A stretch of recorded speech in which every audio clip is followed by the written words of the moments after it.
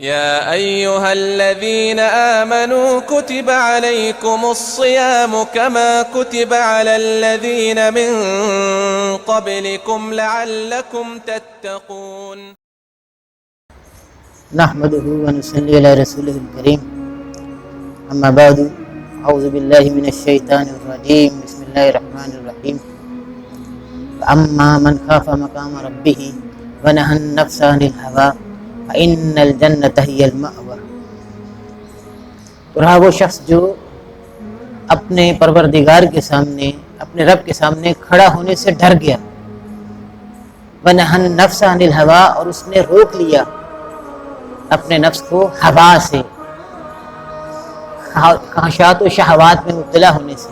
فَإِنَّ الْجَنَّةَ هِيَ الْمَأْوَىٰ، تو بے شک جنت ہی ٹھکانہ ہے، جنت ہی اس کا ٹھکانہ ہے. تو جنت کے لیے دو اہم خوبیوں کا ذکر کیا اس آیت مبارکہ میں، سورہ نازعات کی آیت میں. وہ شخص جو اللہ تعالیٰ کے سامنے کھڑا ہونے سے ڈر گیا، اس دنیا میں ڈر گیا، یعنی ہم نے اللہ تعالیٰ کے روبرو پیش ہونا ہے. ہر شخص نے اکیلے اکیلے پیش ہونا ہے، اکیلے اکیلے حساب دینا ہے، اکیلے اکیلے اللہ کے روبرو ہر بندے نے پیش ہونا ہے. یہ عقیدہ ہے ہم لوگوں کا، جو اخروی عقیدہ، آخرت جو عقیدہ ہے، اس کا کیا مطلب ہے؟ یہی مطلب ہے کہ حساب کتاب ہوگا، ہم پولیس راہ سے گزریں گے، ہر شخص اکیلے اکیلے اللہ کو اپنا حساب دے گا. کچھ لوگ جنت میں جائیں گے، کچھ لوگ جہنم میں جائیں گے. یہ عقیدہ آخرت ہے. تو اللہ کو حساب دینے کے لیے ہر شخص نے اللہ کے روبرو پیش ہونا ہے، اللہ کے سامنے کھڑا ہونا ہے.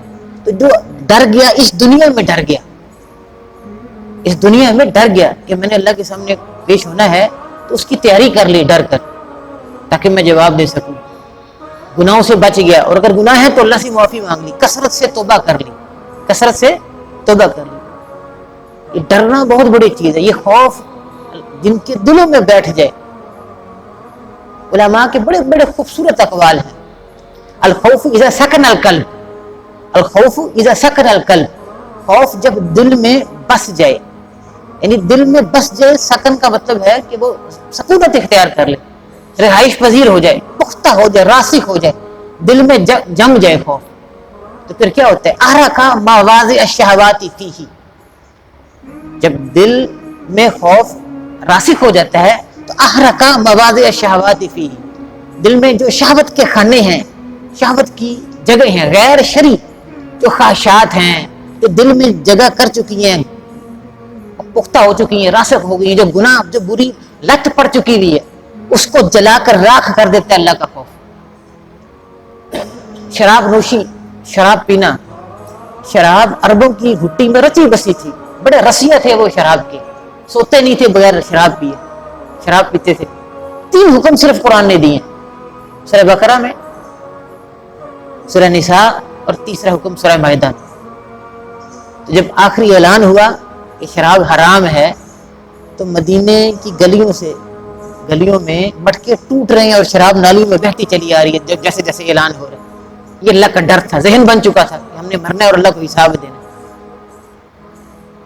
دوسری اہم بات، وَنَهَى النَّفْسَ عَنِ الْهَوَىٰ، اور اپنی خواہشات کو، اپنے نفس کو ہوا سے روک لیا.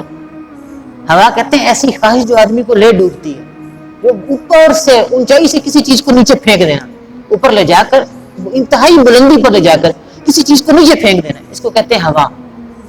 تو خواہش بھی جو غیر اسلامی، جو غیر شرعی خواہش ہے، جو شہوات ہیں غیر شرعی، یہ بھی انسان کو بلندی میں لے جا کر یہ جہنم کے گڑھے میں پھینکتی. تو جو شخص اس پر قابو پا لیتا ہے، فرمایا فإن الجنة هي المأوى، تو یقیناً جنت اس کا ٹھکانہ ہے. ہم روزے میں اس کی مشق کرتے ہیں، ہم روزے میں یہی کوشش کرتے ہیں، گناہوں سے بچنے کی کوشش کرتے ہیں.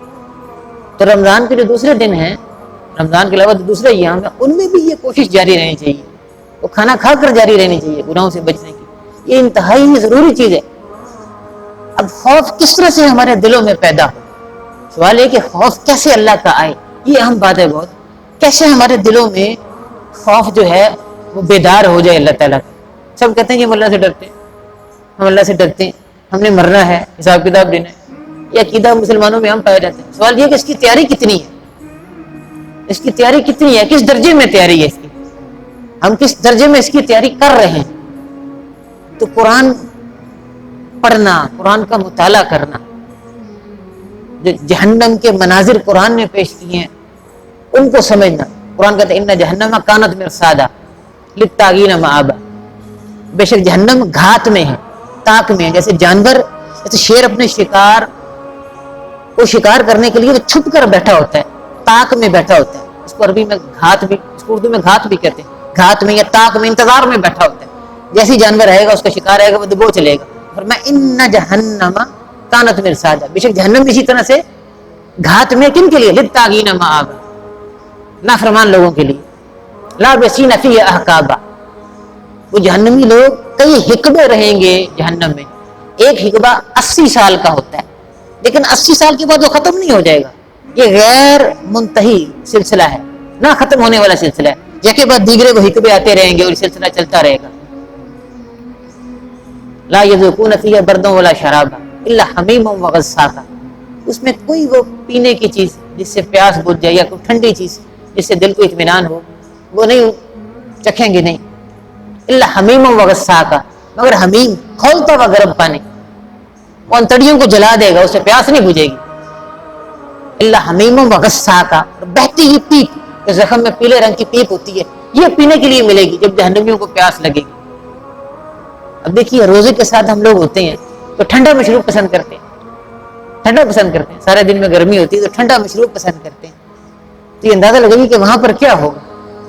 تو قرآن اس طرح سے مناظر پیش کرتا ہے کہ جہنم میں کیا ہوگا، اس کی منظر کشی کرتا ہے. اس کو بار بار کثرت سے پڑھنا چاہیے. ایمان قرآن سے بیدار ہوگا، یقین قرآن سے بیدار ہوگا.